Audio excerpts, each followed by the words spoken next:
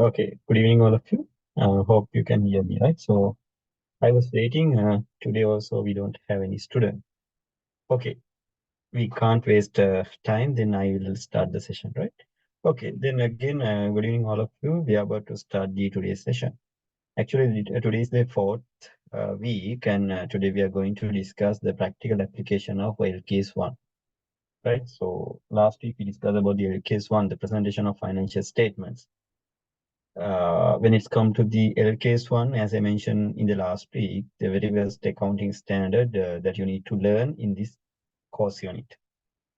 When it's come to the business accounting, you need to learn lots of accounting standards. Today we are going to learn the practical application of LKS 1, right? Last week we discussed the theoretical aspects.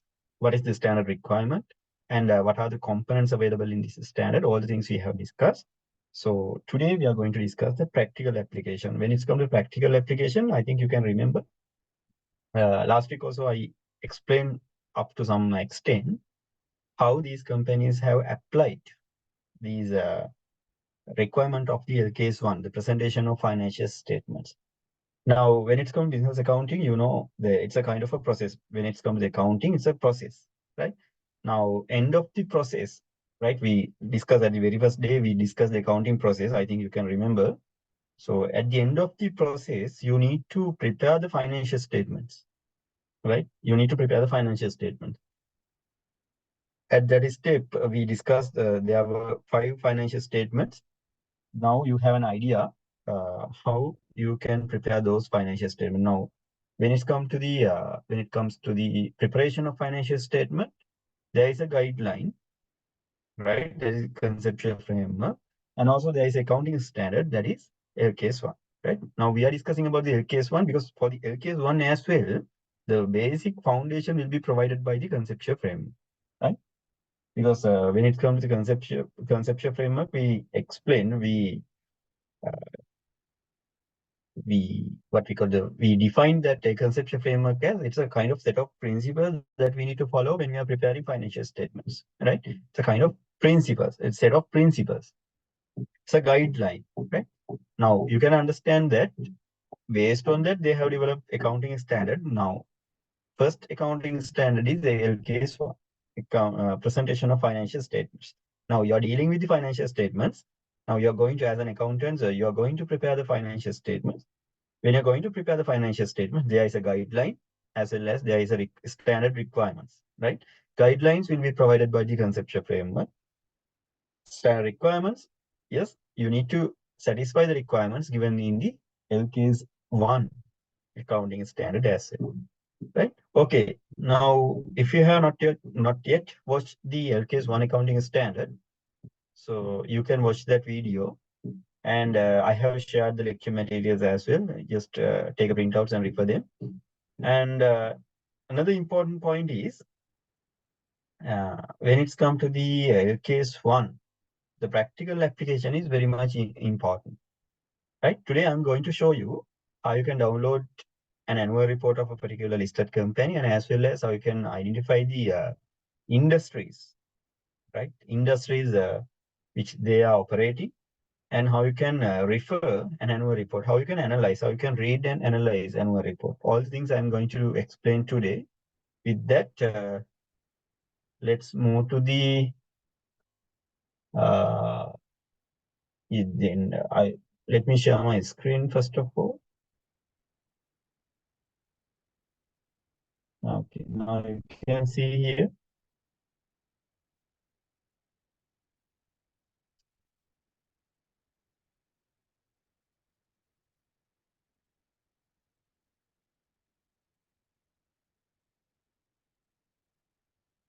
Okay, now I have shared the LKS 1 accounting standard document, right? Now you can see the standard name is presentation of financial statements. That is the very first accounting standard, LKS 1, right? LKS 1. Now, then we'll see the content of this standard, right? Then last week we discussed the LKS 1 accounting standard. At that time, I have shared a summarized version of the LKS 1 accounting standard, right? Summarized version. Then here you can see this is the original document, LKS1, the accounting standard that is issued by CS Sri Lanka. It's a lengthy document, right? Now you can see there are lots of pages, there are lots of content, right? Anyway, I have summarized all the content that you need to know in your syllabus in the lecture material. You can refer it. Once you refer the lecture material, you can refer this accounting standard, right? Don't refer this one first. Don't refer the standard document first because it's very lengthy and it's too technical. You cannot understand at once. Therefore, it's better if you can refer my lecture material because I have summarized all the content that you need to know in this syllabus. Once you refer that content, you can refer this LKS1 accounting standard, right? This is a standard document, right? Which is issued by CS Sri Lanka in Sri Lankan context. So with that, I will show you how you can download these documents, right? Let's say now you need to download uh, accounting standard documents, right? Let's say in Sri Lankan context, if you want to download, you need to you go to this website, right? slaasc.lk/c.lk. Now here you can see we can download accounting standards as well as auditing standards. Now you are dealing with the accounting standard because now your subject is accounting. Now when it's come to your second year and third year, you will learn the auditing subject as well, right? Now at that time you can refer these auditing standards, but now this is your scope. Just go to the accounting standard. Here, just click on this button. There is a button called visit, right? Then you can refer the accounting standard. Please follow these steps. First of all, you need to go to the website, that is slaasc.lk, right? /c.lk. Then go to this website and click on visit. Click on visit. Now you will be directed to this kind of page, right? Here, again, there are lots of links and you can go to this one, the accounting standard. This one, just click on view more, right? Just click on view more. Once you click on this one, you can see here, there are lots of materials available there. Just go to the Sri Lankan accounting standard, Sri Lanka accounting standard bound volume. Just go to this link, right? The very first one. Now, I think you can remember the path, right? The first we went to that website, the slaasc.lk, then accounting standards. Again, you need to click on the view more. Then you can see this kind of page. Here, there is a link called Sri Lankan Accounting Standard Bound Volume. Just click on this. Right? Just click on this. Sri Lankan Accounting Bound Volume. Sri Lanka Accounting Bound Volume. Then the latest one is Bound Volume 2020, right? Now there are the oldest versions as well. No need to refer these things. Just go to the Sri Lanka Accounting Standard Bound Volume 2020. Bound Volume 2020, right? Just refer this one. Now you can see all the accounting standards, right? The conceptual framework for financial reporting at the very first day we discussed. This is the next one, the SLFRS 1. SLFRS2, SLFRS3. Likewise, you can see there are lots of SLFRS. Once you refer these SLFRS, you can see the LKSs, right? Sri Lankan Accounting Standards. The very first one is a presentation of financial statement, which you are learning just now, right? The presentation of financial statements. Then LKS2 inventories, LKS7 statement of cash flows, LKS8 accounting policies, changes in accounting estimates and errors. LKS 10, events after reporting period, right? Income taxes, that is LKS 12. Just go through with these accounting standard number as well as accounting standard name, right? LKS 16, property, plant and equipment, very common or very famous uh, accounting standard. Frequently at the examination, there are questions frequently. Just go through with this one. We are going to learn this standard separately, right? And LKS 19, employment benefits, employee benefits. This one we are not going to cover in your syllabus. But when it's come to the second year, third year, you will learn these things, right? LKS 20, 21, 23, borrowing cost. Related part disclosures, right? LK 26, accounting and reporting by retirement. 27, separate financial statements. 27, investment in associate and joint ventures. 29, financial reporting in hyperinflationary economics, right? 32, financial instruments and presentation. Earning per share, 33. Likewise, you can see there are lots of LKSs, right? There are lots of LKSs. And 41, agriculture, right?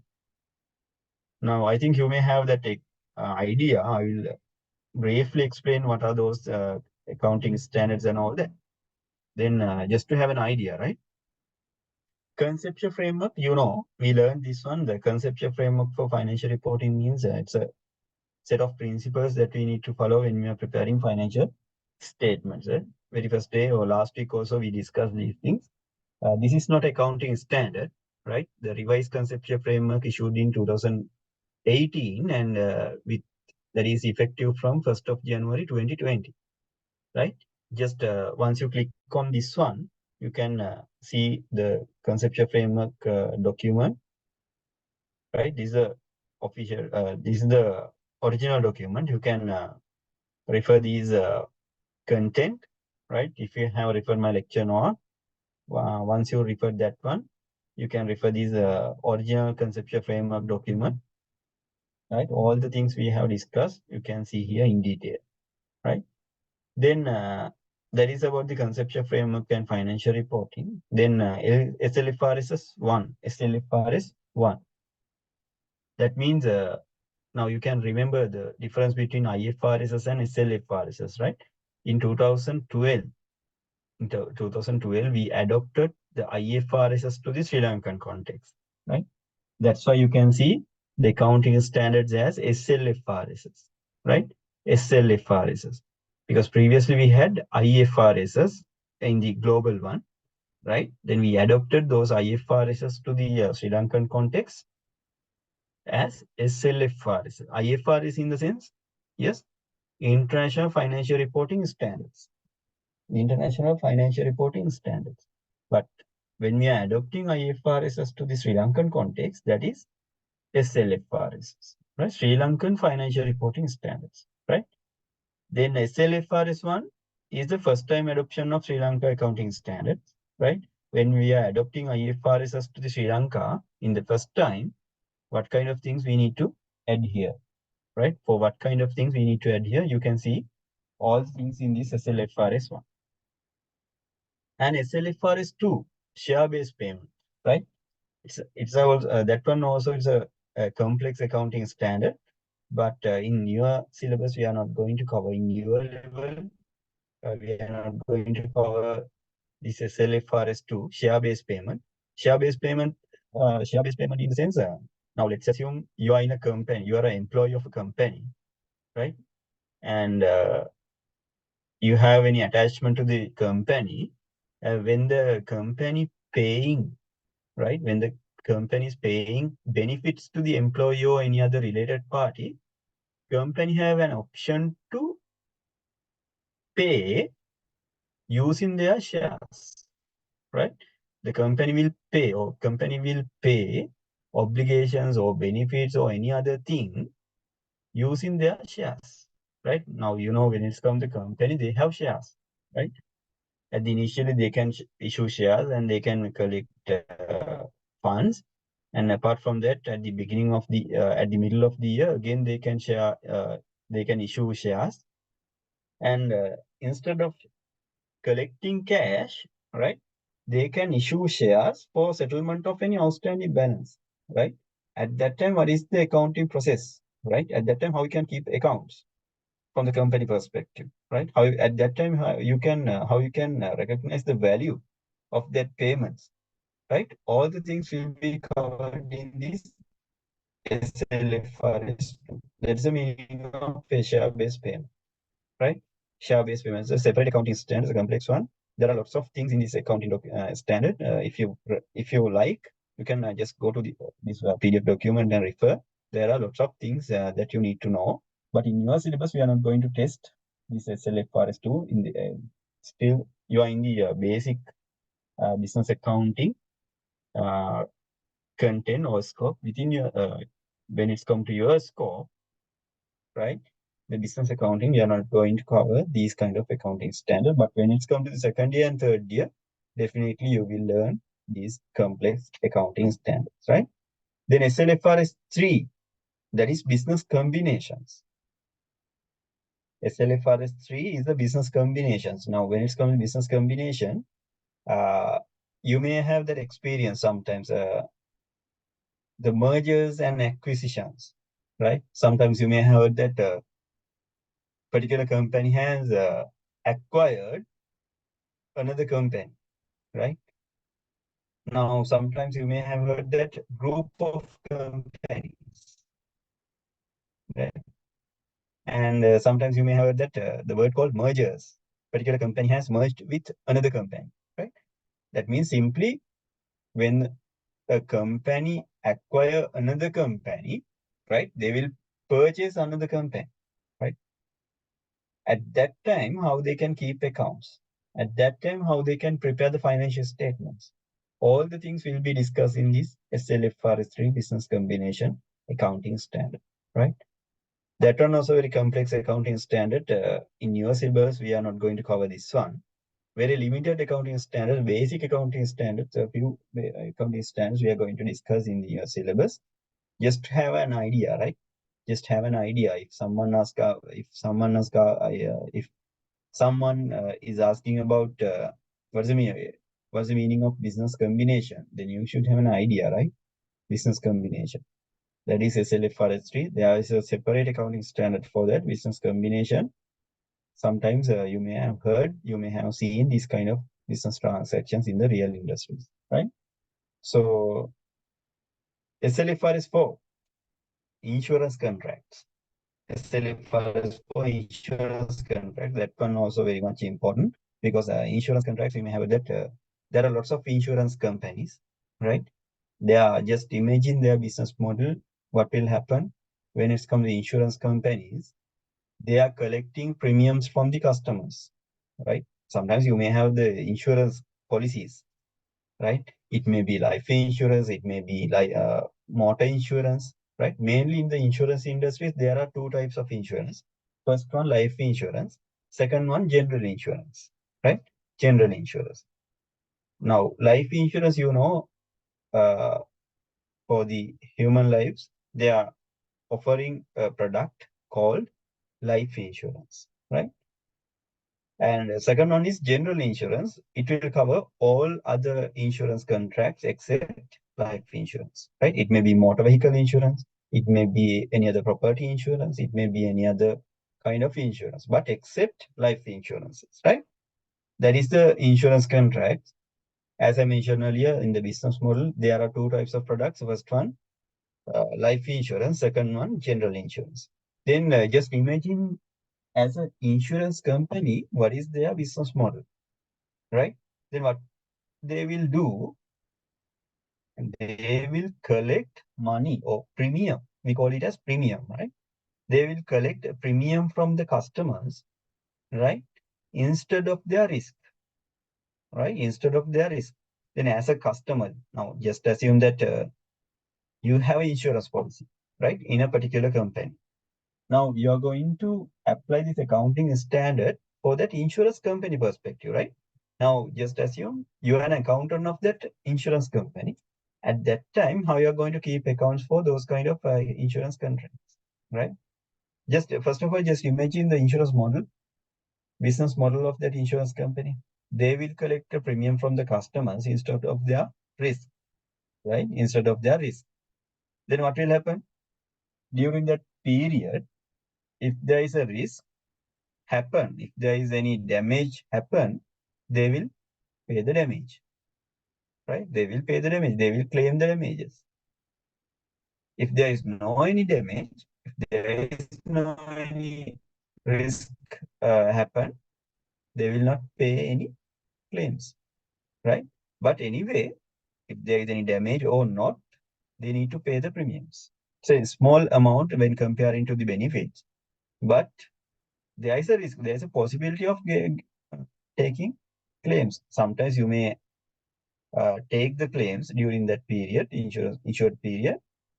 Sometimes you may not take the claims, right? Sometimes you may claim the damages, sometimes you may not, right? That's the insurance business model. At that time, how you can keep accounts as an accountant from the insurance company perspective. All the guidelines will be provided in these insurance contracts, SLFRS for accounting standard.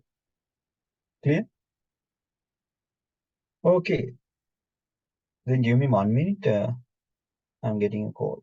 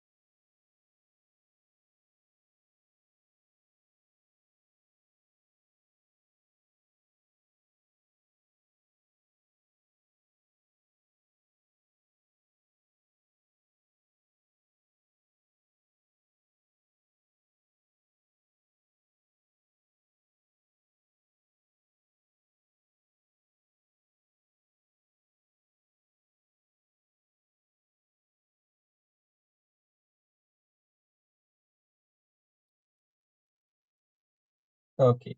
Then next standard is SLFRS 5, right? SLFRS 5, non-current assets held for sale and discontinued operations. Now, what you need to understand here, now we are discussing the property, plant and equipment, right? That is LK's 16. Here you can see the property, plant and equipment. LK 16. But here you can see the SLFR 5 non-current assets held for sale. Right now, when it's come to non-current assets, you can see in the statement of financial position, right? Under the assets, first of all, you can see the non-current assets, right? Non-current assets. There are lots. You can see property, plant, and equipments. There you can see investment properties, right? Insurance assets, insured assets or right of use assets, and other fixed deposits, all the things, other long-term assets you can see in the non-current assets. Let's assume that now you are not using these non-current assets and you have an intention to sell this asset in the near future, right? There are some conditions given in this accounting standard to recognize or to classify particular non-current asset as the non-current asset held for sale. There should be some criteria to be satisfied. There should be a specific buyer and there should be specific transaction amount. Likewise, there are some conditions given in this standard. If those criteria have been satisfied, you can classify that non-current asset to the non-current asset held for sale, right? You can take a separate line item on the statement of financial position, and you can classify that particular asset to the non-current asset held for sale. That is the requirement. Those kind of requirements given in this accounting standard. That is non-current assets held for sale and discontinued operation, right? Now, let's say you have a motor vehicle. You have decided to sell this vehicle in the near future. Now, with that with that intention, you are not using these you are not using this motor vehicle for your business purposes, right? At that time, you cannot show that motor vehicle as a property, plant, and equipment because you are not using that vehicle, and also you have an intention to sell this vehicle in the near future. At that time, this accounting standard saying you need to classify this motor vehicle as the non-current asset held for sale, right? And also there are some criteria to be satisfied, and all the criteria given in this accounting standard. That is the non-current asset held for sale, right?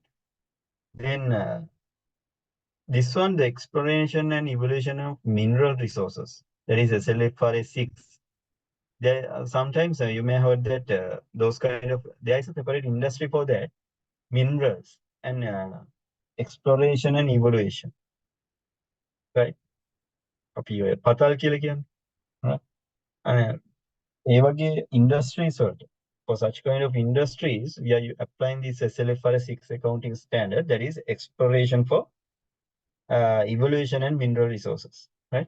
For such kind of industries also, we are using this SLFRS 6 and SLFRS 7 financial instruments disclosure requirement, right? Now we are discussing the financial instruments. Now, when it's come to the non-current assets and current assets, you may see there are lots of physical resources you have classified as non-current assets and current assets. But there are some monetary assets, right? There are some monetary assets.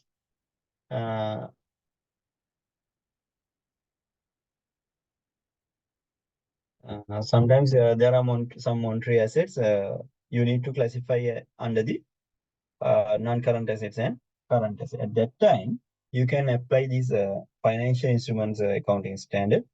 And for such kind of financial instruments, disclosure requirements will be provided in this SLFRS 7. The financial instruments recognition and measurement criteria will be given in the SLFRS 9, right?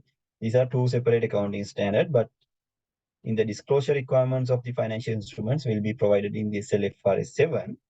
The recognition and measurement criteria will be provided by the SLFRS 9, right? The financial instrument recognition and measurement criteria will be provided by the SLFRS 9. And SLFRS 8 is operating segments, right? SLFRS 8, operating segments. What it says, in the same company, there may be some segments, right? They will generate cash or they will generate revenue as separate segments, right?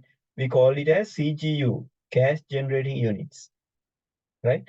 So in your level, we are not going to discuss these kind of complex accounting standards, but yes, you should have an idea about that, right?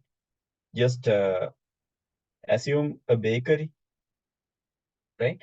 In this bakery, there may be lots of ovens, right? When it's come to the ovens, in same, each and every ovens will generate cash separately and individually, right? Such kind of assets, there are lots of examples in the real world, right? Such kind of assets we are recognizing as CGUs, or simply we call as cash generating units, right? Cash generating units. So such kind of cash generating units, we are going to identify under operating segments. One company, there's one company. Within one company, there may be several operating segments, right? Individually, they are generating cash. Individually, they are generating revenue on behalf of the company, right? At that time, they need to recognize those operating segments under SLFRS 8, right? Under SLFRS 8. These are very interesting accounting standards. You can refer these things if you are interested to the learn, right? There are lots of accounting videos in the YouTube as well as you can refer the CPD Box website, right? cpdbox.com. Just refer that website, then you can refer these accounting standard in summarized version, as well as you can learn lots of practical examples as well, right? Then SLFRS 10, the consolidated financial statements. As I mentioned earlier, when it comes to the consolidated financial statement, now you know about the financial statements, but consolidated means group financial statements, right? Now you learned about business combinations, right? Here we discuss about the business combinations under SLFRS 3. Once you have a business combination, let's say as a company, you have acquired another two companies. Now, once you acquired another two companies, how you can prepare financial statements, right? Because as a company, you have an assets liability equity, right? As a company, you will earn a profit. Apart from that, in your company, you have an acquisition, you have a legal ownership of another two companies, right? At that time, how you can prepare the financial statement, right? Individually, you are a company, but collectively, you are a group of companies, right? When you have acquired another companies, you are a group of companies. Your parent company is your company, and as a parent company, you have acquired another two companies. Those acquired companies we called as subsidiaries, right? That technical word we called as subsidiaries. And once you acquired another company, let's assume that your company is ABC, right? You have acquired XYZ company, right? Or else, let's say your company is A company A or APLC, right? You have acquired B PLC as well, right? Your parent company is company A, your subsidiary is company B, right?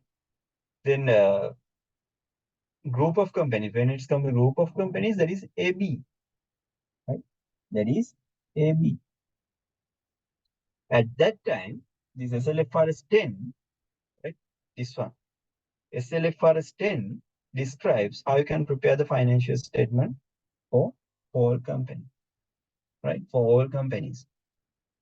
Simply, in the SLFRS 10, in the consolidated financial statement, it will provide a guideline to prepare the financial statements, right? When you have a group of companies, how you can prepare the financial statement, right? As a single entity, right? For all the entities, right? For all the entities, you are preparing financial statement as a single entity. Okay? That is about the consolidated financial statements, right? Companies කිහිපයක් තිබුණාට මේ companies කිහිපෙම වෙනුවෙන්, right? වක්කම් වක්කීම් හිමිකම් ආදායම් වියදම් consider කරනවා. ඔයාලා එක financial statement එකක් හදනවා. That is the consolidated financial statements, right? In accordance with the SLFRS 10. Then SLFRS 11, joint arrangements. It's a kind of a business combination, right? Joint arrangement, right? Companies කිහිපයකට එකතු වෙලා business එකක් කරගෙන යන්න පුළුවන්. ඒක joint arrangements, right? That will be provided, those guidelines will be provided in the SLFRS 11, as well as how you can keep accounts for such kind of business arrangements will be provided in this accounting standard. SLFRS 2, Same scenario, disclosure of interest in other entities. SLFRS 13, fair value measurements, right? How you can take a fair value. Right? Fair value measurement. Right? There are some guidelines in the SLFRS 13. How you can take the fair value of particular transaction or particular asset. There are 3 levels, level 1, level 2, level 3, right? How you can take those fair value, right? All the guidelines will be given in this SLFRS 30, right? That is fair value measurement. Next one, SLFRS 13, the regulatory differential accounts. 15, revenue from contracted customer. This one is very much important, right? In your level, you need to learn this accounting standard. SLFRS 15, revenue, right? අපි ආදායම් ප්‍රකාශය හදද්දී උඩින්ම ගන්න මොකද? revenue නැත්නම් sales. ව්‍යාපාරයේ ආදායම කොහොමද හඳුනගන්නේ? Right? When you are going to recognize the revenue of the organization, what kind of accounting, what kind of process you need to follow, right? There is a 5-step model in this SLFRS 15 accounting standard, 5-step model. You cannot recognize the revenue without following that 5-step model, right? Revenue from contract with customers. Now you can see when you're analyzing the name of this accounting standard, you can understand revenue from contract with customers. As a company, when you are selling goods to the customers, you have contract with that customers, right? You have agreed to provide goods and the customer has agreed to pay cash in return, right? There is a contract. There is a contract. At that time, how you can recognize the revenue, right? How you can recognize the revenue because when it comes to revenue from contracted customers, there is a 5-step model, right? You need to identify the contract. First one, as the first step, you need to identify the contract with customers, right? Second one, you need to determine the, yes, you need to determine or you need to identify the performance obligations, right? You need to determine the performance obligation. What kind of things you need to do on behalf of the customer, right? Sometimes only selling a good. Sometimes they are maybe selling a good with additional services, right? Let's assume that you are selling a AC machine, right? Air conditioner. You are going to sell air conditioner. As a company, when you are selling air conditioner, you have warranty period. During that warranty period, you have agreed to provide free services as well, right? Those things also you need to consider as the performance obligation in this transaction, right? Then once you complete each and every performance obligation, you can identify the revenue, right? ව්‍යාපාරයේ ආදායම අඳුරගන්නේ කොහොමද? Right? AC machine එක විකුණපු අවස්ථාවේ යම්කිසි ප්‍රමාණයක් ආදායම විදිහට අඳුරගන්න පුළුවන්. ඒ වගේම agreed වෙච්ච period එකේදී ඔයා service provide කරද්දී අනිකුත් ආදායම අඳුරගන්න පුළුවන්. Even though if you have agreed to provide those services free of charge, you cannot recognize those services as free of charge from your perspective when you keep accounts. You need to add value for those services and you need to recognize revenue in accordance with that, right? We can discuss in detail. Just remember that there is a 5-step model when you're going to recognize the revenue. There is a 5-step model in this accounting standard. First one, recognize the contract with the customer. Second one, identify the performance obligations, right? Third one, determine the transaction price. Fourth one, allocate the transaction price among the performance obligation. Finally, the fifth one is recognize the revenue once you complete the performance obligation, right? Real scenario එකක් කරන් පොඩ්ඩක් බලන්න 5 step model එකේදී කොහොමද ආදායම අඳුරගන්නේ කියලා. Right? For example, for your understanding, right? I'm explaining all of these things for your understanding. Now, let's assume that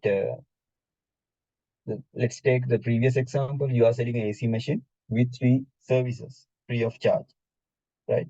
The first thing, the contract, identify the contract. The step 1, identifying the contract. Then you should understand the contract with your customer. You have agreed to provide a AC machine with 3 free services. That is the contract, right? Then next one, step 2 is identify the performance obligation. What you have to do? First performance obligation is providing an AC machine. Second performance obligation is providing 3 free services, right? You have 2 performance obligations.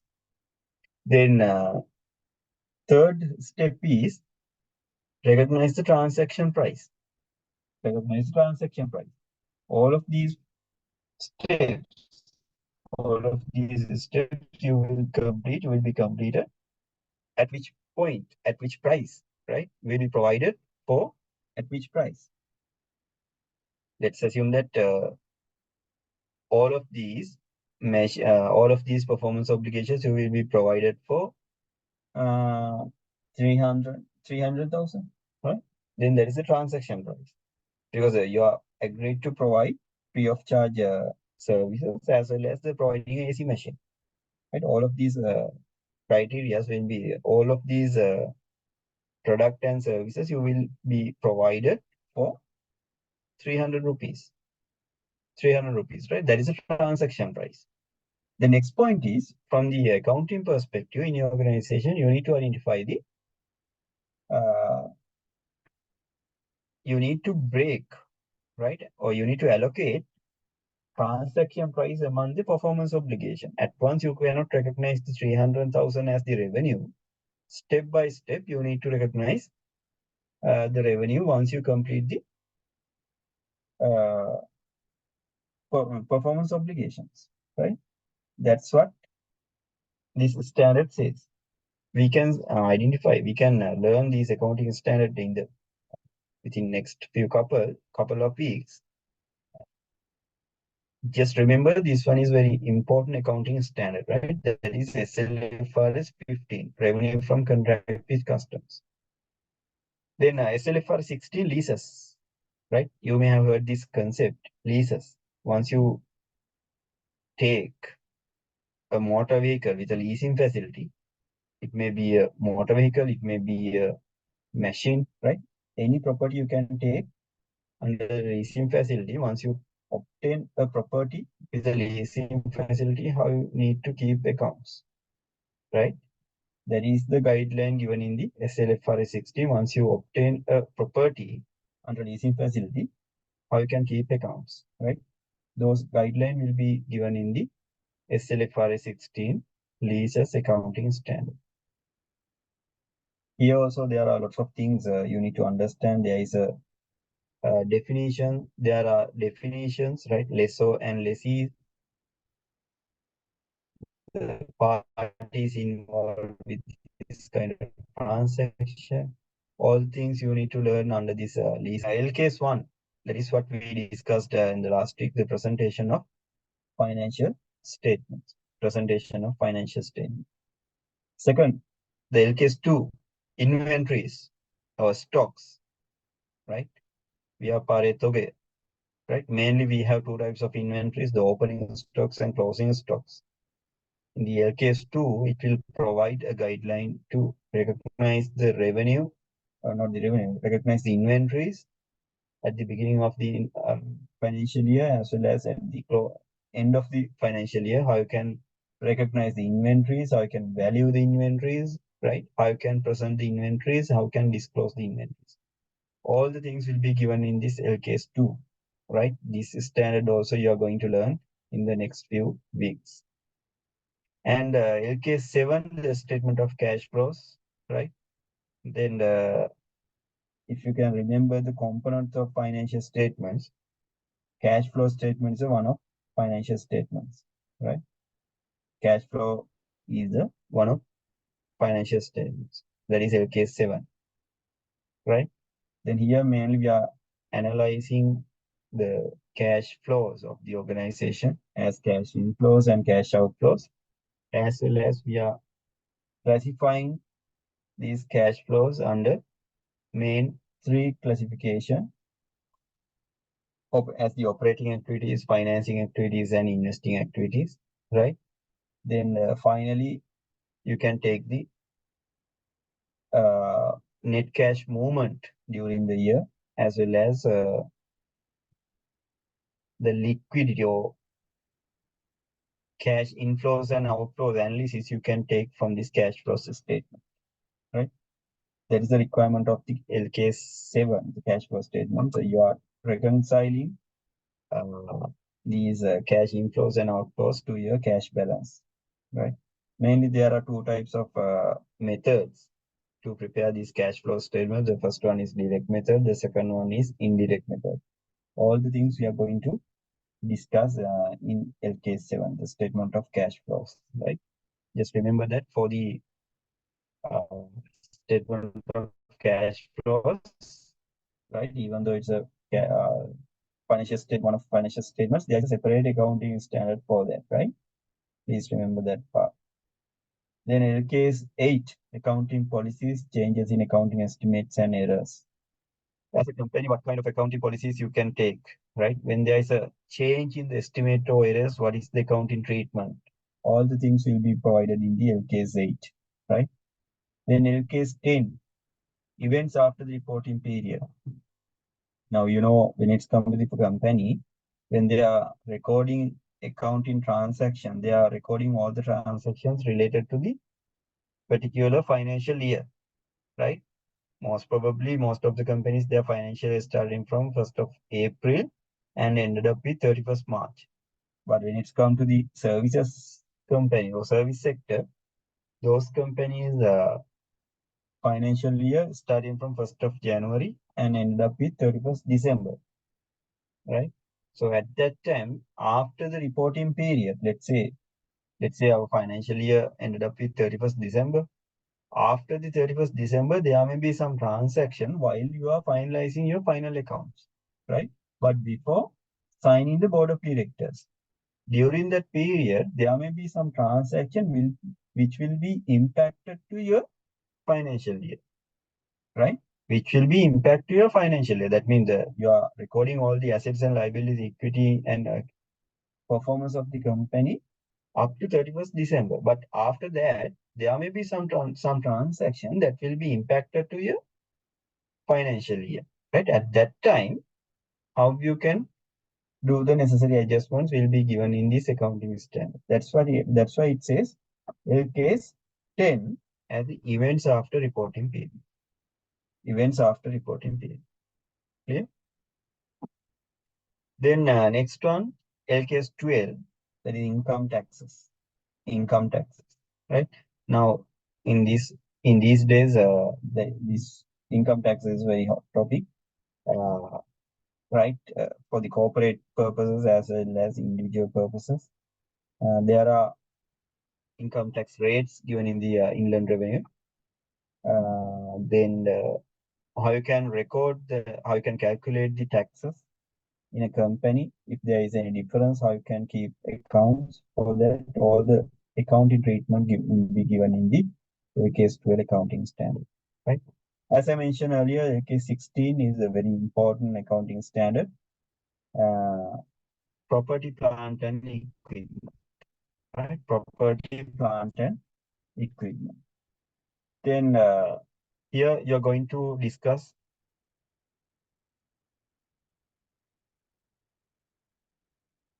property, plant, and equipment. Mainly, uh, there is a definition in this standard, given in this standard. Property, plant, and equipment. So simply you call it as PPE, right? PPE. For example, you may have lands in your company. You may have lands in your company. You may have buildings, right? Machines, office equipments, motor vehicles, right?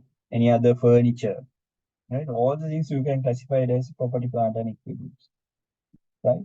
There is a guideline how you can classify asset as a property, plant, and equipment, and how you can recognize, how you can measure, and what are the disclosure requirements for the property, plant, and equipment in your organization. So, those all the information will be provided in the LK 16 standard, right?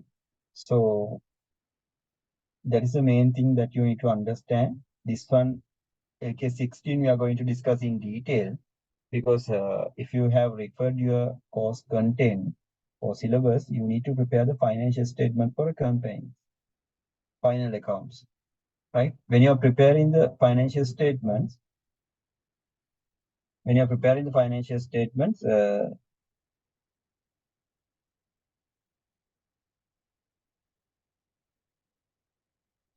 when you're preparing the financial statement, this accounting standard is very much important, right?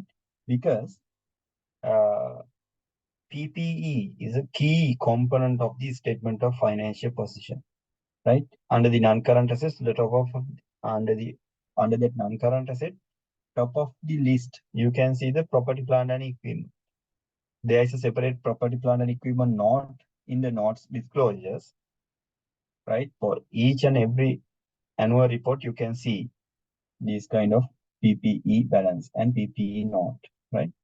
We will discuss how you can recognize, how you can measure, how you can keep accounts for all the transactions related to the property, plant, and equipment. And please just go through with this. Remember this accounting standard number and name. Then employment benefit, that is LKS 19, right? LKS 19, that is employment benefit or employee benefits, right?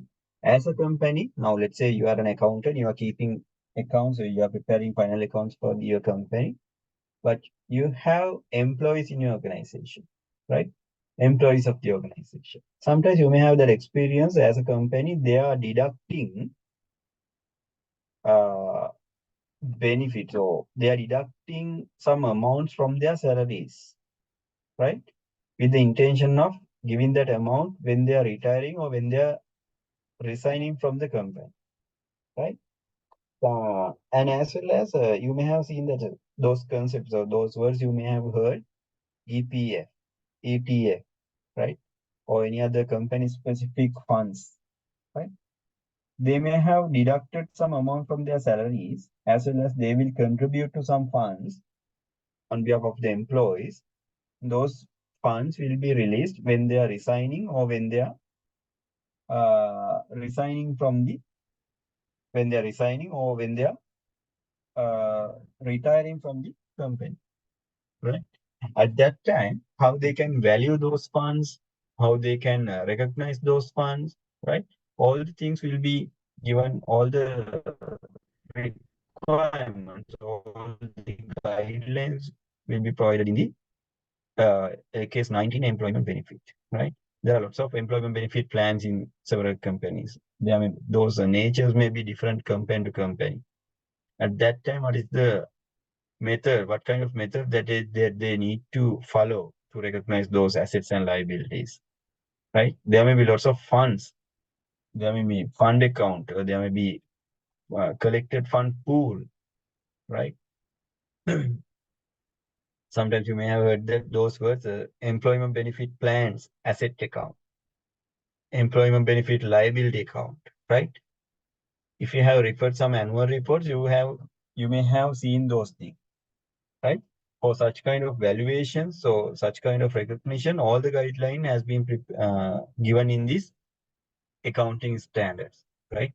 Employment benefits, LKS 90. And LKS 20, as a company, when you're receiving government grants, right? Or government assistance, right? Government assistance or government grants, when you're receiving such kind of benefits, how you can keep accounts, right? That will be given in the LKS 20. Now, LKS 21, the effects of changes in foreign exchange rates, right? The effects of changes in foreign exchange rate. Now, as a company, if you are dealing with foreign currencies, if you are having foreign transactions, right? If you're having foreign transaction, if you're dealing with foreign currencies, then how you can convert those foreign currencies to the Sri Lankan rupees, or we call it as reporting currency, right? Then there will be some gain and losses, right? There will be some gain and losses. At that time, I can keep accounts for such kind of transaction. All the things will be given in this standard, that is LKS 21, the effects of changes in foreign currencies and rates. The next one, the LKS 23, borrowing cost, right? Borrowing cost. Then the borrowing cost in the sense, borrowings in the sense, the loans, right? As a company, when you are taking loans from another company or in the financial institution or from a bank, those are borrowings, liability. It's a kind of a liability cost. Then borrowing cost in the sense, you can understand the cost in the sense, that is the interest portion. When you're taking borrowings, right? When you're taking borrowings, there will be interest portion, right? Now, you can understand that point. When you have a borrowing cost, in this standard, it says, normally we know we are recognizing interest as expense, right? If we have taken loan, we have to pay interest. That interest we are recognizing as an expense of the organization. But there are some conditions, right? There are some situations that we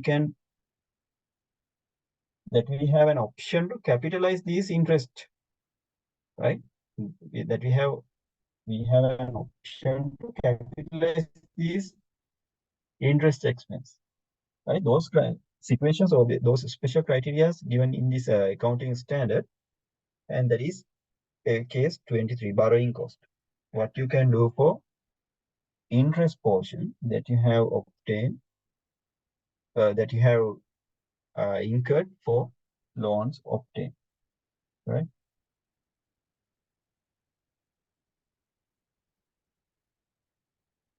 Then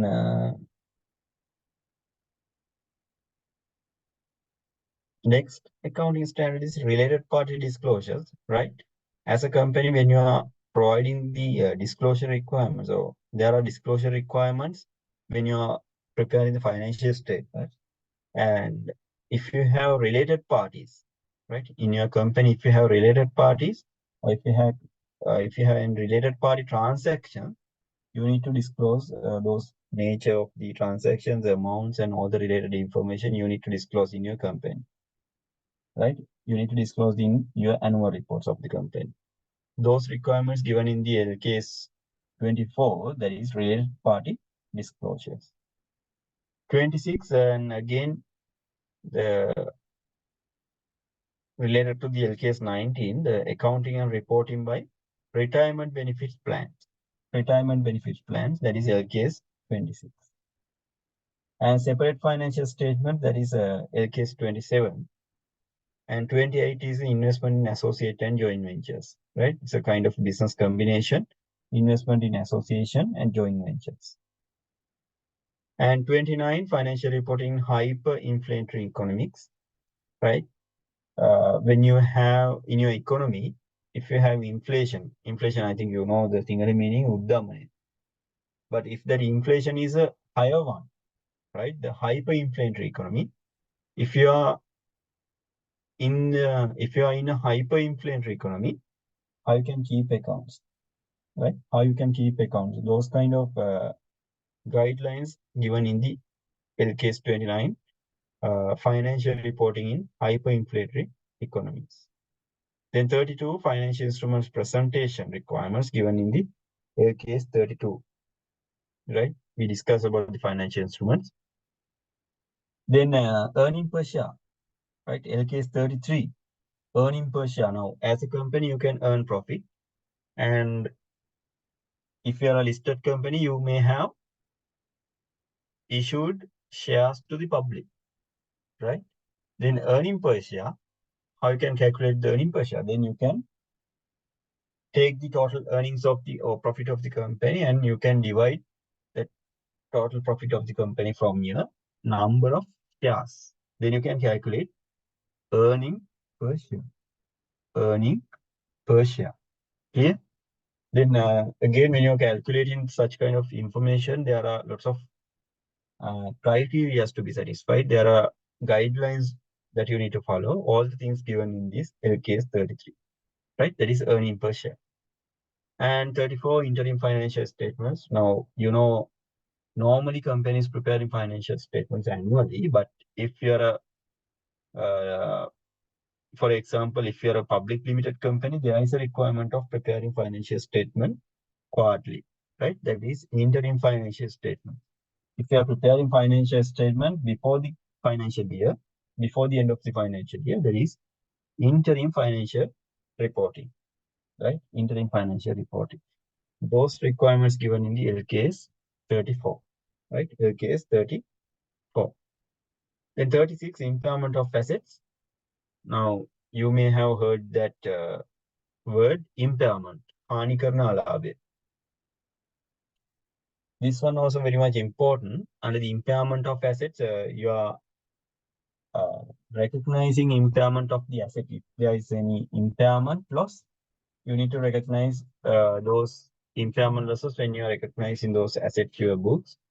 And mainly you are considering the carrying value of the asset and the recoverable amount, right? There are guidelines how you can identify these carrying value of the asset and recoverable amount, right? Then you need to compare those values of the particular asset. Let's say as a company, you have 1 minute.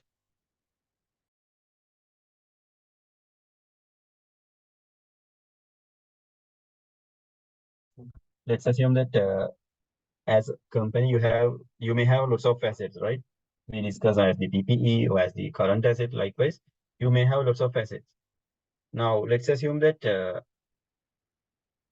your assets carrying value is less than the recoverable amount of the asset. Recoverable amount.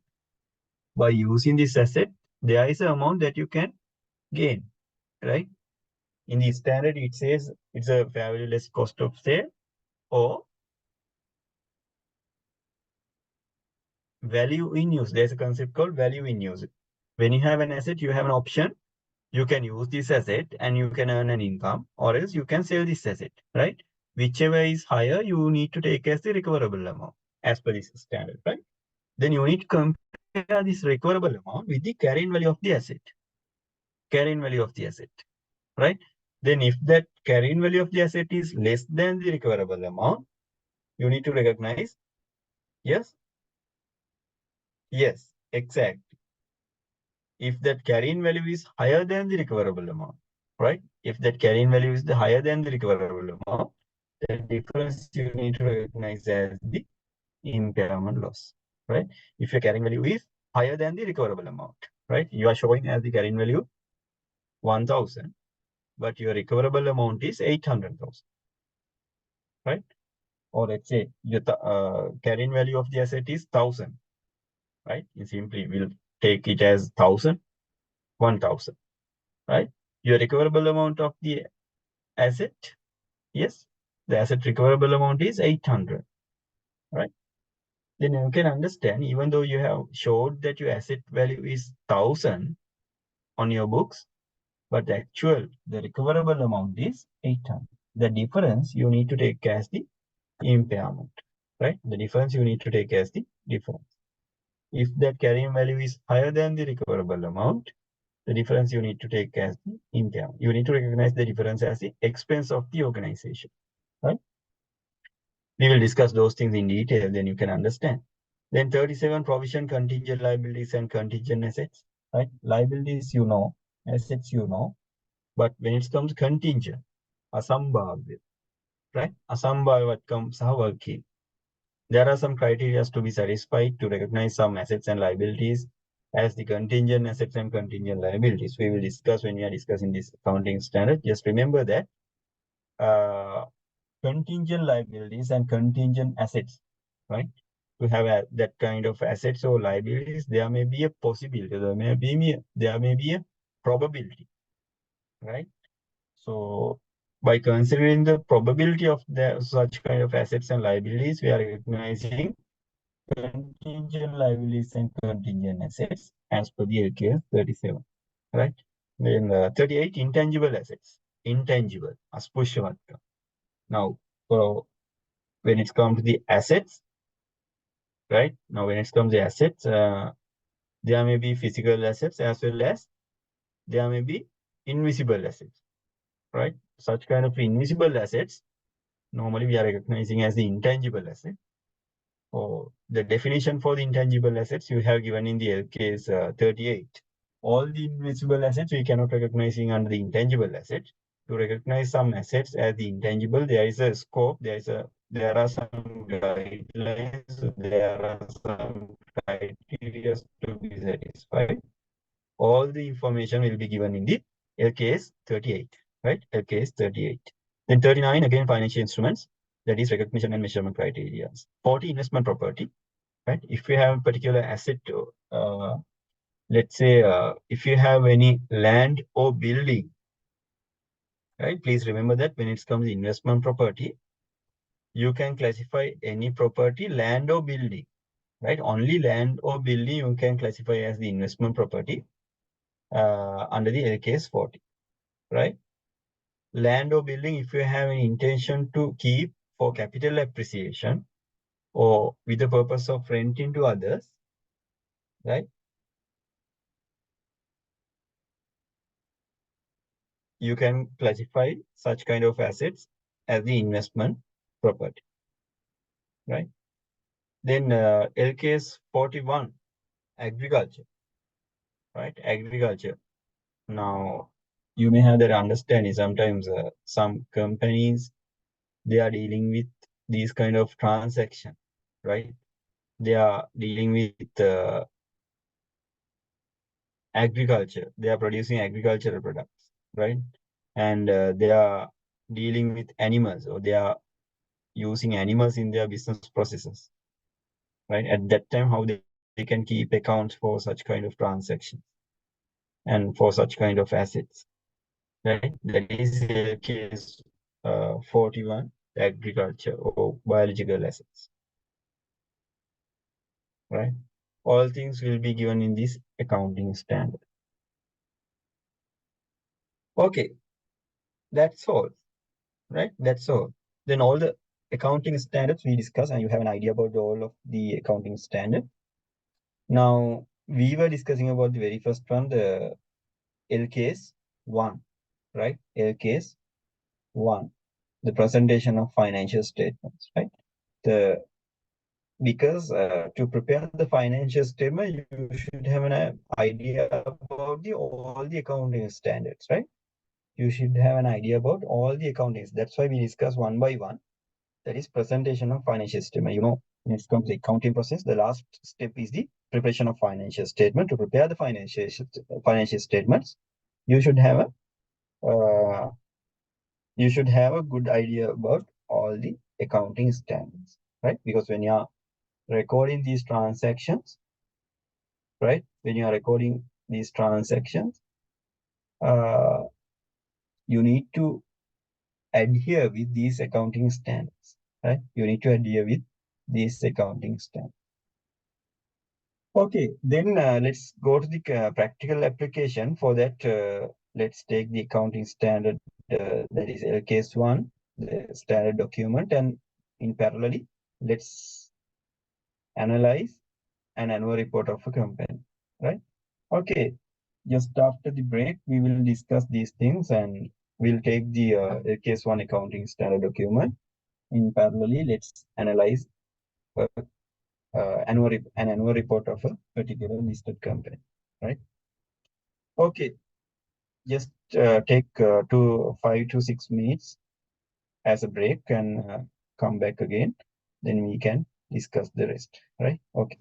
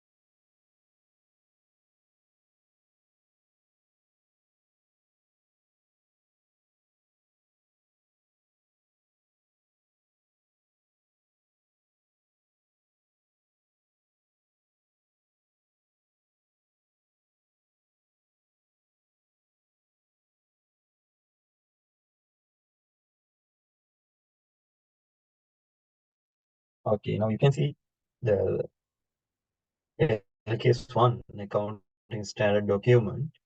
Mainly here you can see the objective, scope, definition, and financial statements, right? Now, even in the last week, we discussed the scope and objective, scope, definitions, and financial statement. I think you can remember all the things. Each and every accounting standard, you can see the objective, scope, and definitions, right? For example, let's say, let's go to this one, definitions, right? This one is very much important in the case one, the presentation of financial statements. Definition is very much important. Now let's go to the definition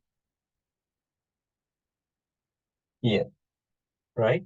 So general purpose financial statements. You have heard that word even in the objective of the financial reporting, right? When we are discussing about the conceptual framework, we learn the objective of the financial reporting, right?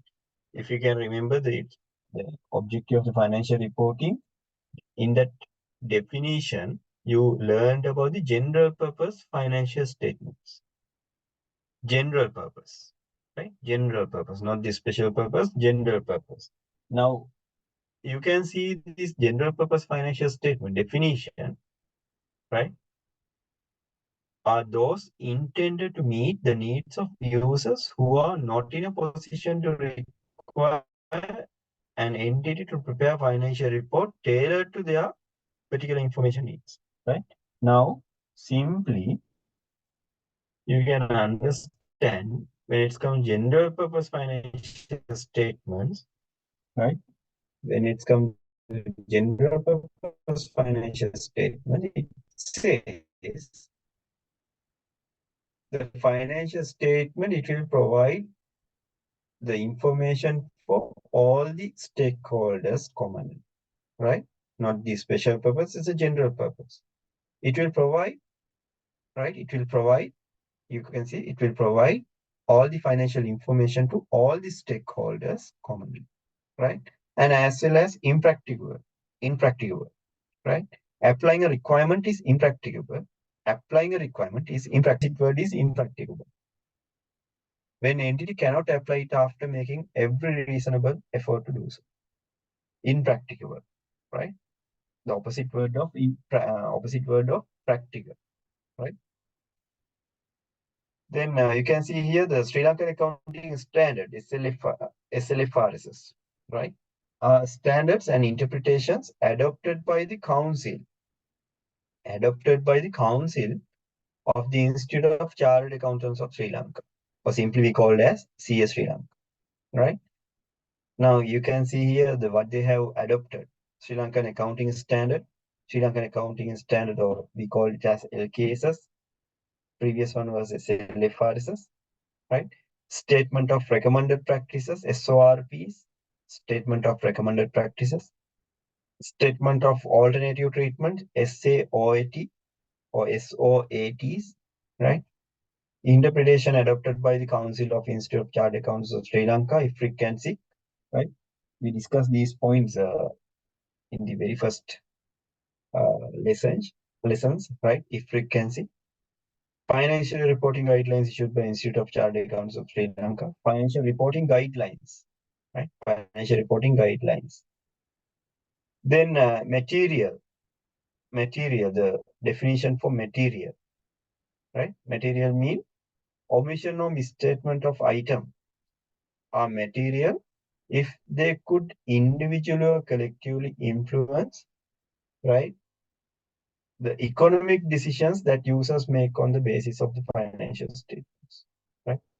Material depends on the size, and materiality depends on the size and nature of omission and misstatement in surrounding circumstances. The size of the nature of the item or combination of both would be determined in factor. Right now, if there is an omission or misstatement of particular item, or it will be impacted to the decision-making process, right? Then that should be considered as material. Right?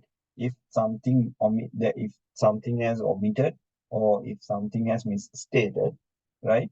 And uh, if it individually or collectively influence the economic decisions, right, of the users of the financial statement, then that should be considered as material, right? Material. ප්‍රමාණවත් කියන කොහොමද define කරන්න කියලා මෙතන දීලා තියෙනවා. right? යම්කිසි මගහැරීම, යම්කිසි දෙයක මගහැරීමක් හෝ යම්කිසි දෙයක වැරදියට අර්ථකථනය කිරීම නැත්නම් මිස් ස්ටේට්මන්ට් එකක් තියෙනවා නම්, right? ඒ මගහැරීම හෝ වැරදි අර්ථකථනය කිරීම යම්කිසි නැත්නම් අපි කියනවා users ලගේ, right? මුල්‍ය වාර්තා පරිශීලකයන්ගේ තීරණ ගැනීමේ ක්‍රියාවලට බලපෑමක් වෙනවා නම් එන්නේ කාරණාව නැත්නම් ඒ දෙය අපි material ප්‍රමාණාත්මක දෙයක් කියලා සලකනවා කියන තමයි මෙතනදී mean කරන්නේ. material. Okay. Then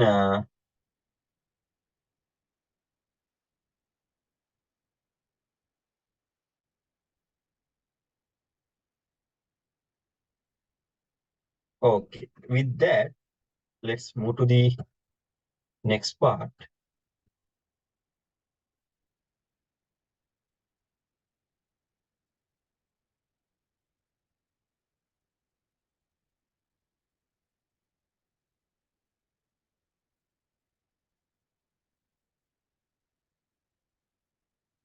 Let's go to the complete set of financial statements, right? Complete set of financial statements, page number 10.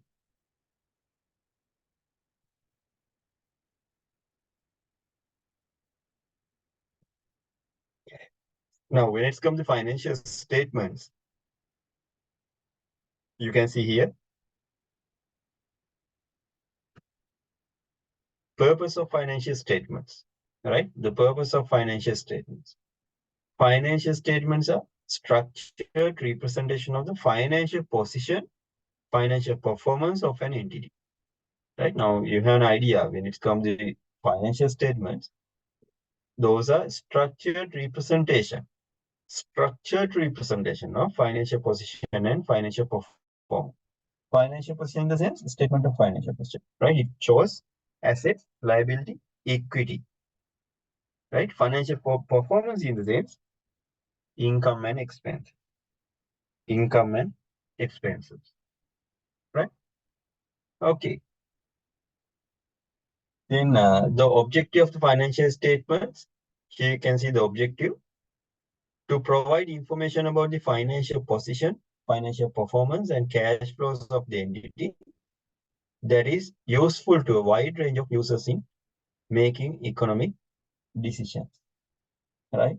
Now you can see the objective of the financial statement, right? Now were learned about the accounting process. The final step is the preparation of financial statements, right? Now you can see the objective of the financial statements, right? Objective of the financial statement. Okay. Objective of the financial statement is to provide information, right? Is to provide information to the users of the financial statements, right? Regarding financial performance, financial position, and cash flows, right? Please remember that point. Now, what are the things that we can see in the financial statement, or as we can say, what kind of information will they provide, right?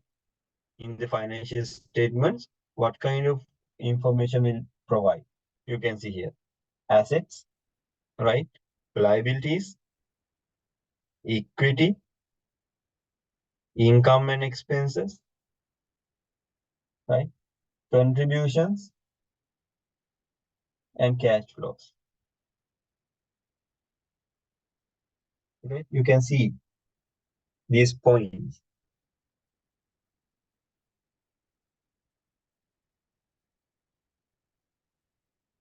You can see these points as the information provided in the financial statements.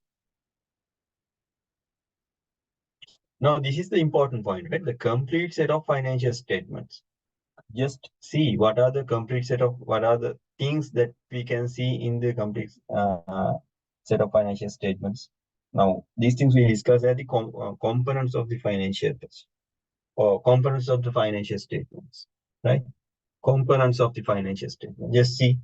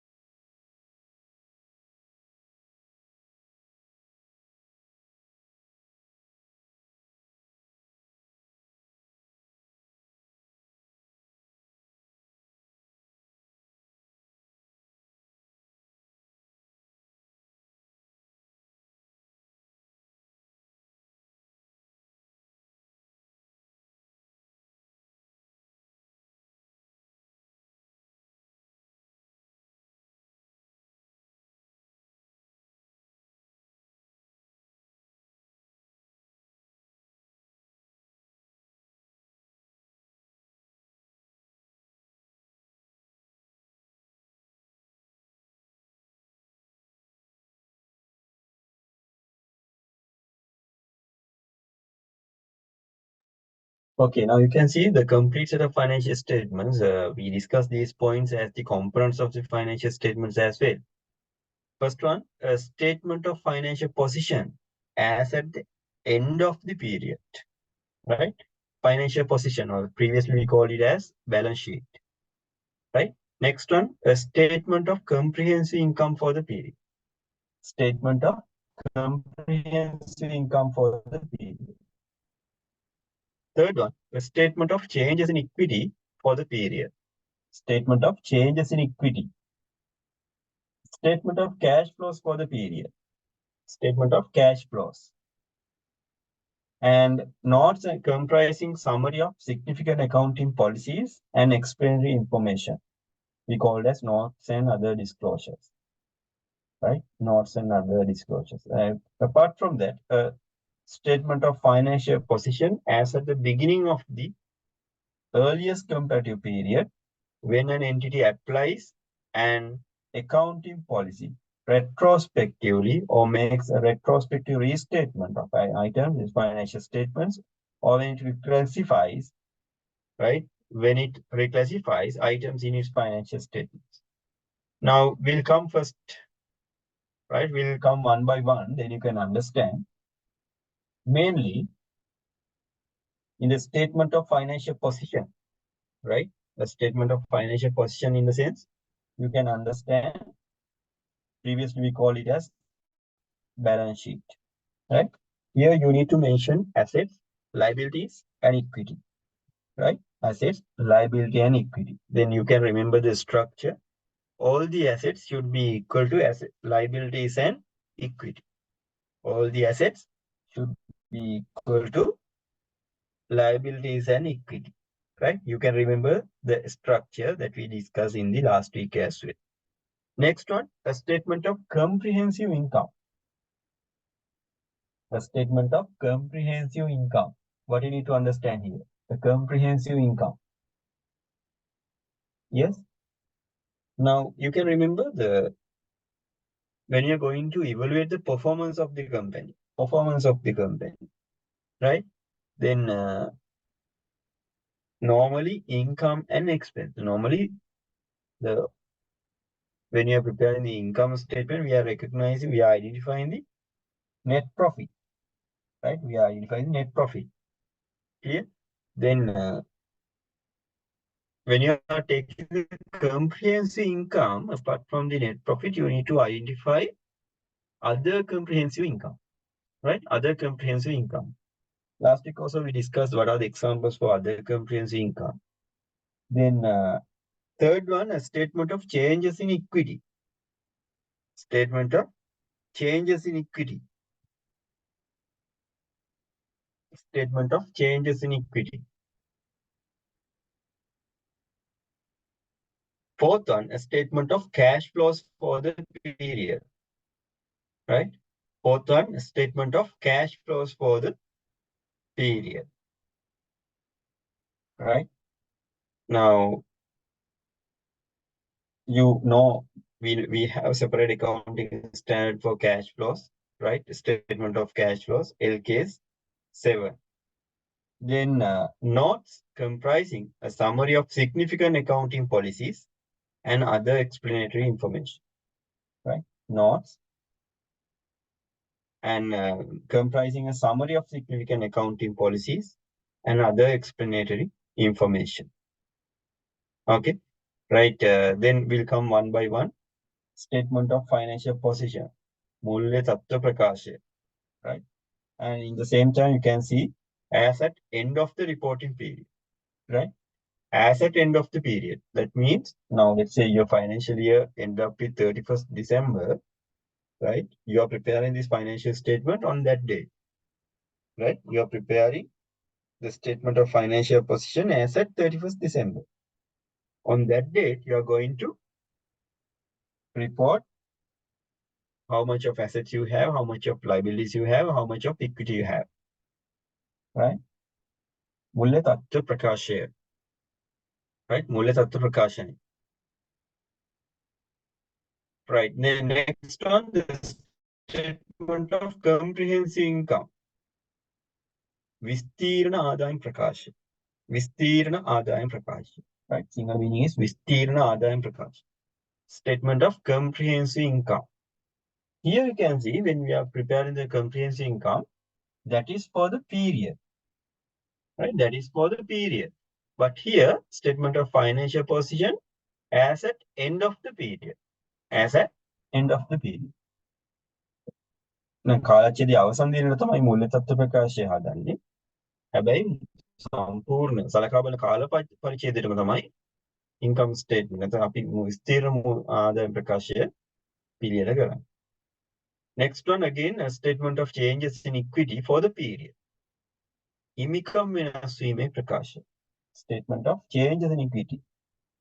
හිමිකම් වෙනස් වීමේ ප්‍රකාශයත් අපි හදන්නේ කාල පරිච්ඡේදයකට. Right? කාල පරිච්ඡේදය. Then statement of cash flows for the period. Statement of cash flows for the period. Mudal Pravaha Prakashya. This one also we are preparing for a specific period, right? For the specific financial year. Mudal Pravaha Prakashya, right? Mudal Pravaha Prakashya. And next one, notes and other disclosures, right? Notes and other disclosures.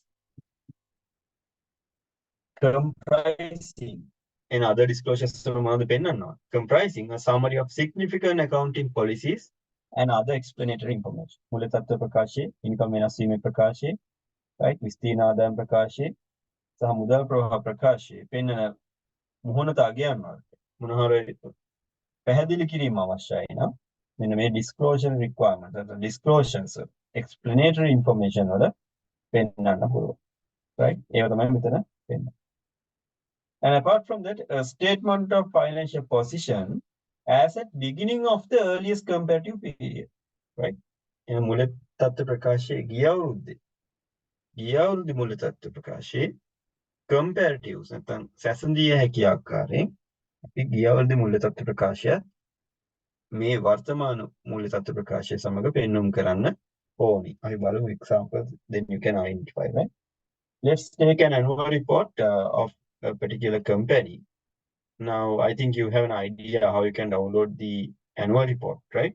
Just go to the csc.lk website, Colombo Stock Exchange, csc.lk, right? csc.lk. Then you can see this kind of window. Then go to the listed entities. There is a drop-down button called listed entities. Listed entities. Then under the listed entities, just go to the listed company directory. Listed company directory. Listed company directory. Right? Then you can sort the company list using these sorting options, using alphabetical order or date listed, types of issue, turnover. Based on these criteria, you can list down the companies, right? For example, let's say letter J. Once you click on the letter J, you can see all the companies that their names starting from the letter J, right? Then I go to the John Keys Holding, right? Once you click on that, you can see here their information and company profile.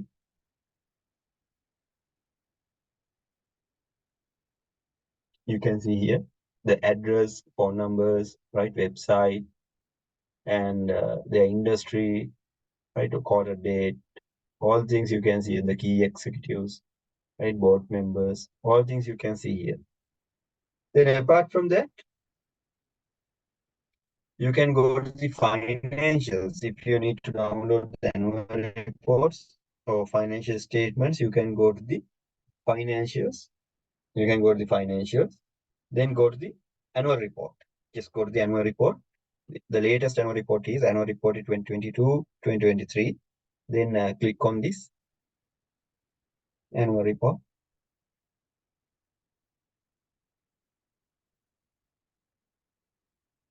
Then you can see here, still it is loading. Okay, I have opened that one here. You can see John Keel's Holding PLC annual report, right? 2022, 2023. Then you can see the content page, right? In the content page, there are a lot of information. Now, in the page number 203, you can see the financial statements. You can see the financial statements, right? Then let's go to the financial statements, and then you can understand what are things that they have included, right? So let's go to the page number 215.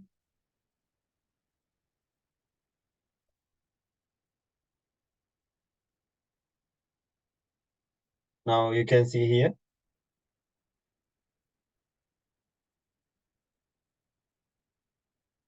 statement of comprehensive income,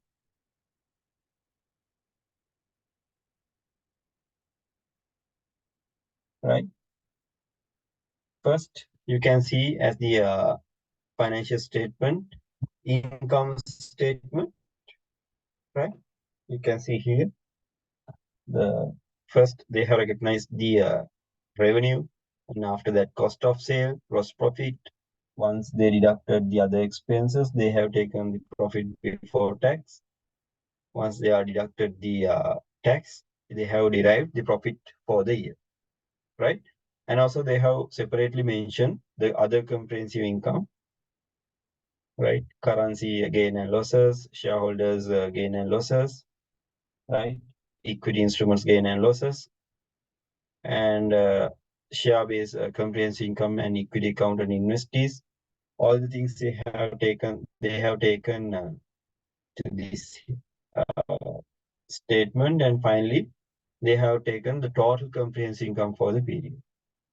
Right now, comprehensive income statement we have discussed.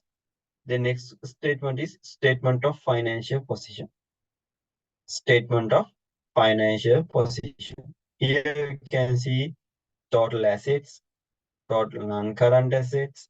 Under that, current assets, again total assets, right? Here you can see total assets of the company, right? Total assets of the company is this much, right? In the same time, they have given uh, all the figures in thousands, right? All the figures in thousand. Now you can understand the number, right? 744 million, but it is not from million. They have given in thousand. Again, you need to add 3 zeros uh, at the end of this number, right? Then again, equity, liabilities. Equity and liabilities. The specialties in the assets and the liabilities, they have classified assets as the non-current assets and current assets. And in the same time, liabilities, they have classified as non-current liabilities and current liabilities. Clear? Now, this is the structure that they have followed for the preparation of statement of financial position. They have mentioned group figures as well as company figures.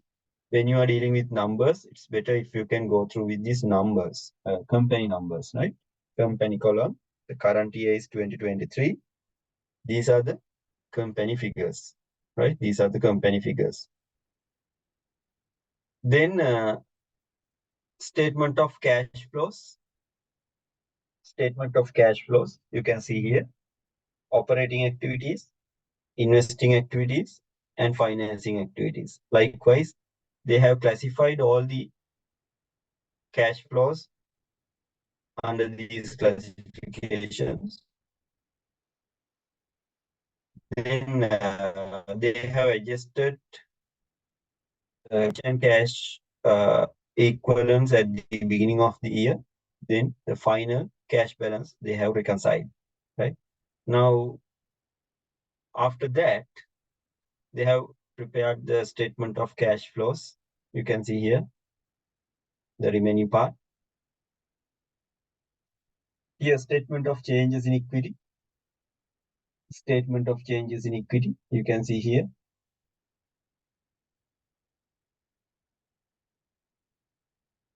how the owner's equity has changed over the year, right? It will show us in this statement, that is statement of changes in equity. Statement of changes in equity, right? And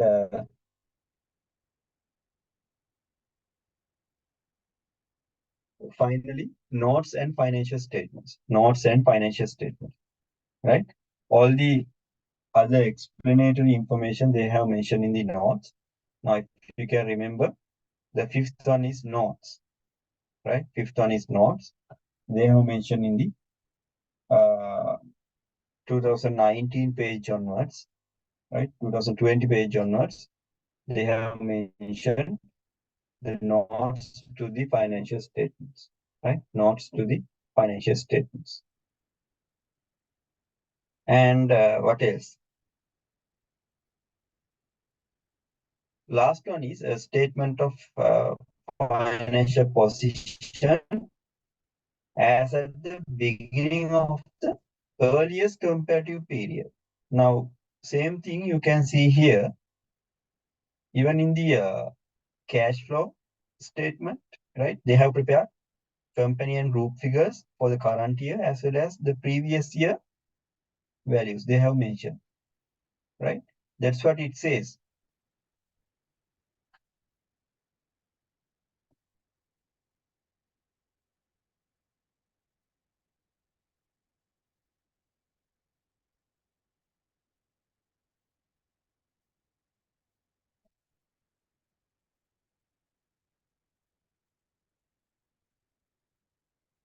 Here you can see now.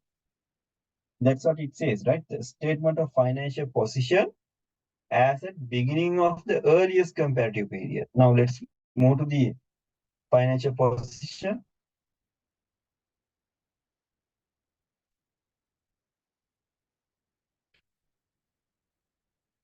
Statement of financial position mention the comparative figure as well, right? For the company and group figures, they have mentioned the comparative figures as well for the previous year, right? Property, plant and equipments, right? For the current year, this much, 362,096,999. For the previous year, that is, you can see here, 124,347,604, right? Now, for each and every figure, they have mentioned the comparative figure. The ash color column says about the current year figures. The white color column shows about the previous year figures, right? They have complied with the case 1. They have presented all the statements. Apart from that, they have mentioned the beginning earliest comparative period of the statement of financial position, right? Then let's see what they have mentioned apart from that, right? Okay, let's go to the financial position. Now let's see the property, plant and equipment. The current year company figure is 140,420, right? Now the note number is 22. Just looking at this statement, just looking at the face of this financial statement, you can see the numbers as consist of the lots of property, plant and equipment, right? Now, if you need to know the breakup, how this number came here, right? How this number has generated, right? How it has generated, how it has derived. If you want to know, you need to refer this note. Now you can see there is a separate column called note. In front of each and every figure, you can see there is a separate note. That means for this number, there is explanatory information, right? Now, if you can remember under the components of the financial statement, last point is the notes and other disclosures, right? Those notes representing these financial figures. Okay, for example, property, plant and equipment. Now you need to know the explanation about this number, right? Then what you can do? You can go to the notes and refer the note number 22. Refer the note number 22. Just go to the notes here. Note number 9, note number 11. Likewise, you need to find out. Note number 22.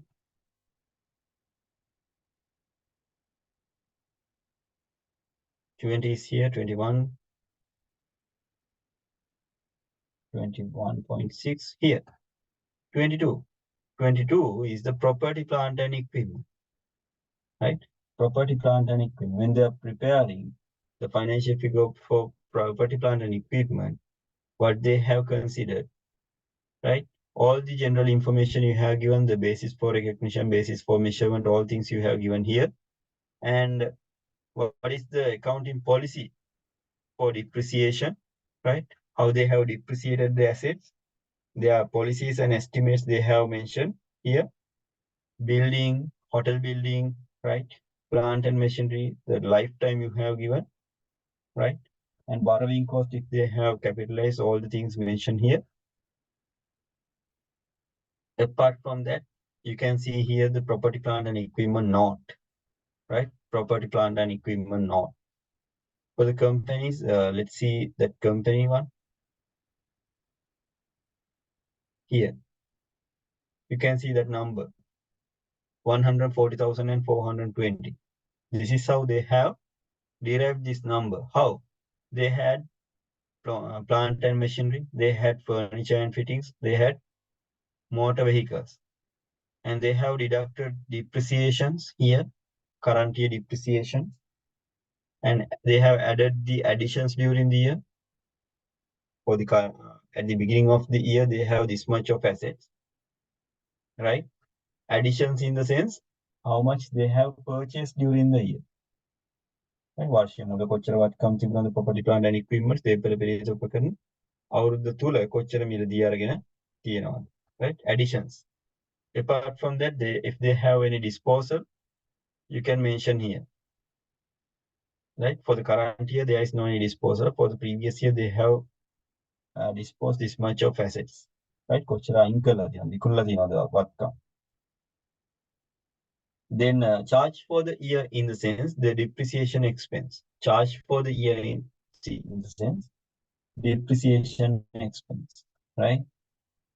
Plant and machinery this much, your office equipment this much, motor vehicles this much. The depreciation expense is this much, 45,153, right? This value should be represented in the profit and loss account under the expense, right? Then you can take the net value as 140,420. This should be the net value or carrying value of the property, plant, and equipment. Property, plant, and equipment. Okay. Now you can see this value in the statement of financial position.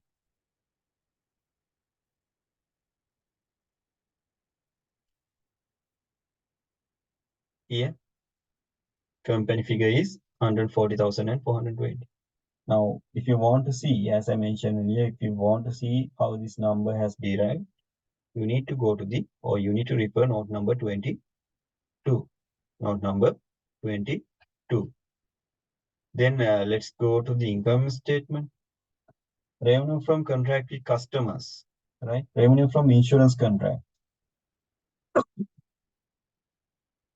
Total revenue is, you can see this much, right? For the company, the total revenue is this much, right? Total revenue is this much, 2.5 million, right? Now, if you want to see the breakup of this total revenue, you need to refer note number 14. Note number 14. Just see that number here. Revenue, note number 14. It is in the it is on the page number 248. Total revenue, right? How they have recognized the revenue, what are the conditions that they have recognized, all things you can see here. From the 14 point onwards, right? 14.1, 1.1, likewise 1.12, right? Likewise, you can see here. Then You can see here the timing of revenue recognition, good transferred at a point, services transfer over time, total revenue, total revenue, right? Reconciliation of revenue, contract liabilities, all the information are there, right? Just take few annual report from several industries and analyze these things, how they have taken, how they have calculated this information.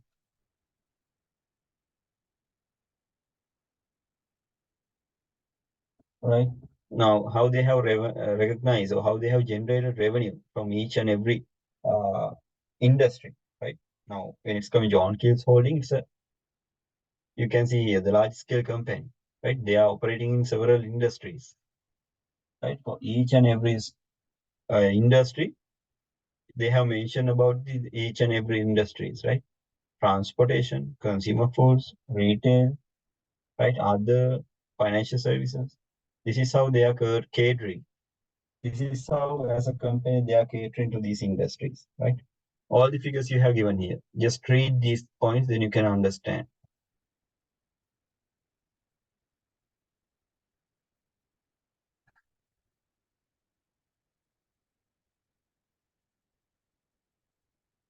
Okay,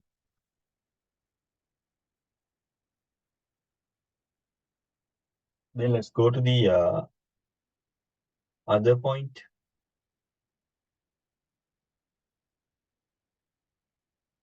Yes, as per the LKS1, as per the standard, they have mentioned all the set of financial statements, right? Now we refer to John T. Holding annual report and the financial statement. As per the LKS1, they have complied with these requirements, right? At the complete set of financial statement, they have mentioned, they have reported, they have prepared all of these statements. Financial position, complete income statement, changes in equity, cash flows, right? Other notes, and the previous year financial figures in the statement of financial position. All the things they have mentioned very clearly.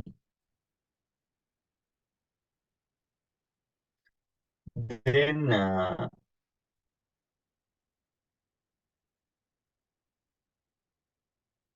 with that, let's move to this point.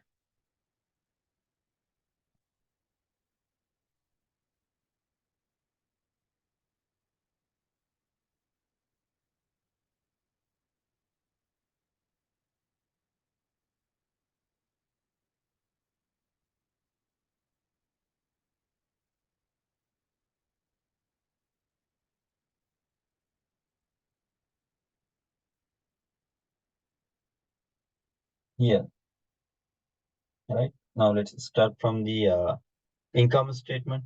That's all. Let's start from the income statement.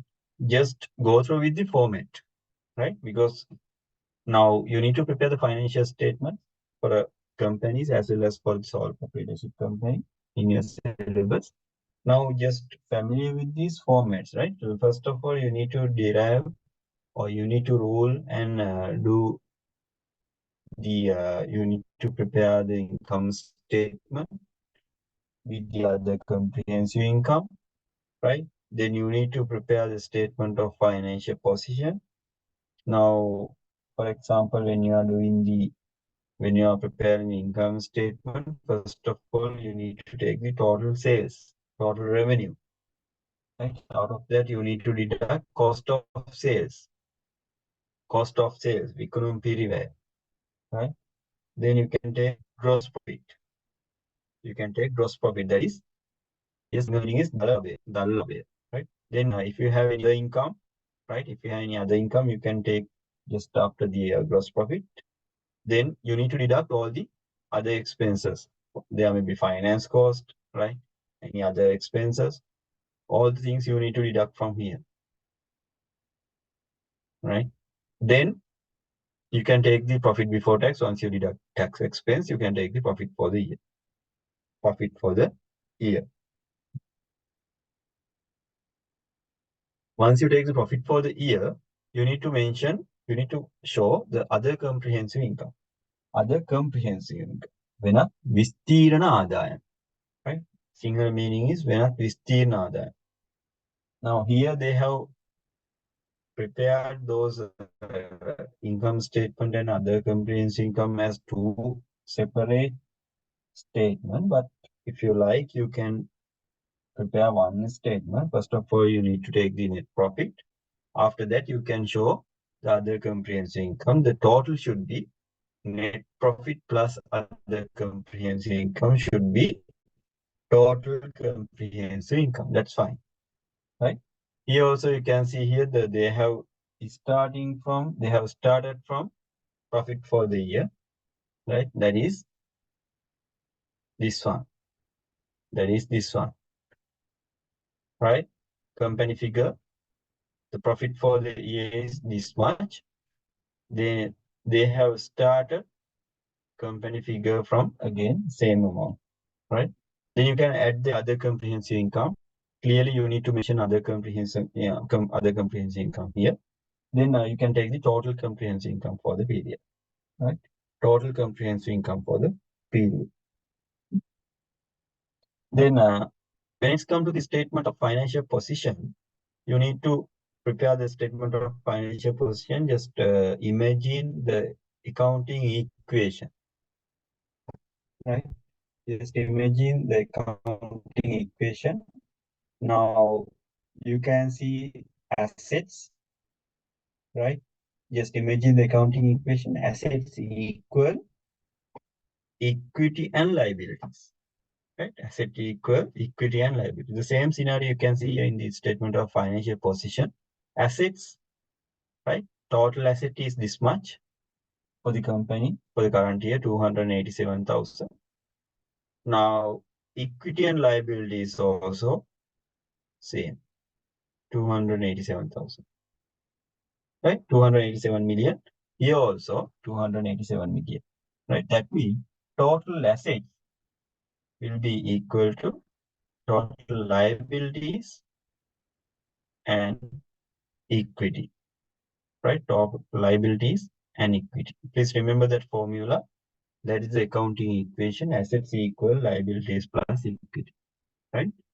Here, the specialty is when it's come to the assets, right? When it's come to the assets, you need to classify total assets as the non-current assets and current assets, right? As in under the liabilities, right? Under the liabilities, you can see here, right? As non-current liabilities and current liabilities. As non-current liabilities and current liabilities.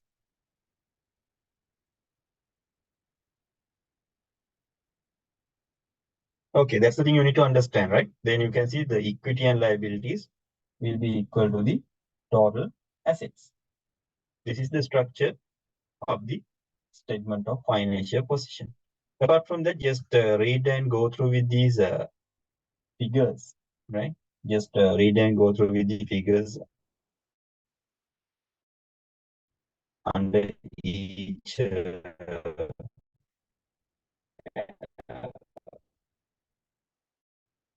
element, right? These things we called as elements: assets, equity, liability, income, and expenses. In the statement of financial position, we can see only the assets, liability, and equity. The income and expense we can see on the income statement, right?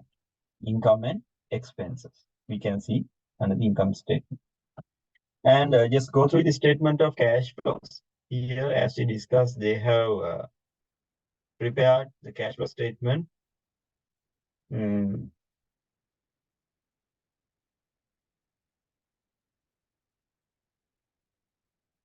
Here you can see, again, you can see here the current year figures for the company, and they have identified all the cash flows under three activities or under three classifications. First one, operating activities. Second one, investing activities. Third one, financing activities, right? Then you can take the total net cash flows. Then you can add the beginning balance of the cash and cash equivalents. Then it will be equal to the closing cash and cash equivalent balance, right? Closing cash and cash equivalent balance. It's a kind of a reconciliation, right? It's a kind of a reconciliation. Now, as I mentioned earlier, you can prepare these cash flow statement using two methods. First one, direct method. Second one, indirect method. In the first method, or direct method, in the page number 217, it shows about the direct method of cash flows, right? Direct method of cash flow statement. They have taken these working capital changes, right? Then investing activities and financing activities. Then you have taken the answer. But when it's come to indirect method, right? It's a kind of a reconciliation. It's a kind of a reconciliation between profit before, right? Between profit before tax and final cash balance. It's a kind of reconciliation, right? It's a kind of reconciliation between uh, profit before tax and closing cash balance. Closing cash balance, right? Okay. Then what you can do, the only difference is in the operating activities, right? It doesn't matter whether you are following direct method or indirect method. The only difference is in the when you are calculating the operating activities, right? When you are deriving cash flows from the operating activities, right? Same method you need to same format you need to follow for the investing activities and the financing activity. In the direct method and indirect method, the only difference is in the indirect method, you are reconciling profit before tax. You are converting profit before tax into the uh, cash basis profit. Right? You are normally we know when it's come to the when we are calculating the profit in the income statement, we are using the accrual basis, right? But when it's come to the cash flow statement, right, we need to take the cash basis profit, right? Cash basis profit. Simply you are converting the profit before tax, or what you call simply you are taking accrued basis profit. You are converting accrued basis profit into the cash basis profit, right? In the indirect method. In the direct method, right? When you are doing the when you are preparing the cash flow statement using direct method, simply you are considering cash receipts and payments, and you are classifying all the cash receipts and payments as per the uh, cash flow classifications as we discuss operating, investing, and financing. Then you can finalize the cash flow statement, right? Then final balance will be equal to the closing balance of the cash and cash equivalent balance of the organization. That's all. And changes in equity, even in the A level, you have prepared that one. In the changes in equity statement, you are taking the beginning balance of the equity, and you are taking the movements of the equity during the year. Then it will be equal to the closing balance of the equity, right? Especially you are going to analyze movements of the owner's capital, right? Movements of the equity, and you are going to analyze movements of the equity over the year. And notes and other disclosures, as we discussed earlier, for each and every financial figure mentioned in the each statement, if you have any explanatory information, or if there is any disclosure requirements given in specific standard, you need to mention those things. You need to mention those things in the notes under the notes and other disclosures, right? That's how you need to go through, right? That's how you need to go through with these points. And just take the LKS1 accounting standard.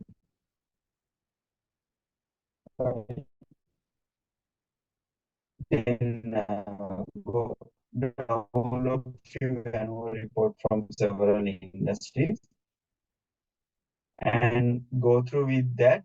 In parallelly, go through with these two documents and try to in each and every company how they have complied, how they have adhered, right? How they have follow the guideline given in the each and every accounting standard, right? Especially the case one, just take that accounting standard and try to identify how they have complied, uh, how they have complied with these requirement, right? Okay, that's the requirement. That's the thing. Those are the points that we need to discuss today. I think you had a good idea.